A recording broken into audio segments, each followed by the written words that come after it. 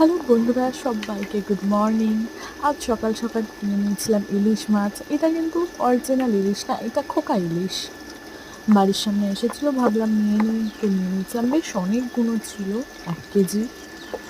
এই যে ওইটাই আমি কাটতে বসে পড়েছি। অনেকগুলো ইলিশ আর কি, আর একটু সময় তো লাগবেই। আমি একটু একটু করে কাটছিলাম। আর ইলিশ মাছ জানোই তো, একটু ধরা সামলা করে কাটতে হয়। তারপরে একেবারে সবার খোসা ছাড়িয়ে নিয়েছিলাম। এই দুটো ছিল একটু খারাপ, তো এখানে মনটা খারাপ হয়ে গেছিলো। তারপরে কাটছিলাম, বাকিগুলো খুবই ফ্রেশ ছিল। এই যে দেখো, দারুণ ছিল। এই দুটো বাদ দিয়ে সব কটা বেশ ভালোই ছিল। এই যে আমি একে একে করে সব কটাই কেটে নিয়েছিলাম, ভাবছিলাম আর একটা কাটবো, তারপর ভাবলাম না, এটা কেটেছি যখন এইটা কাটাটাই শেষ করি।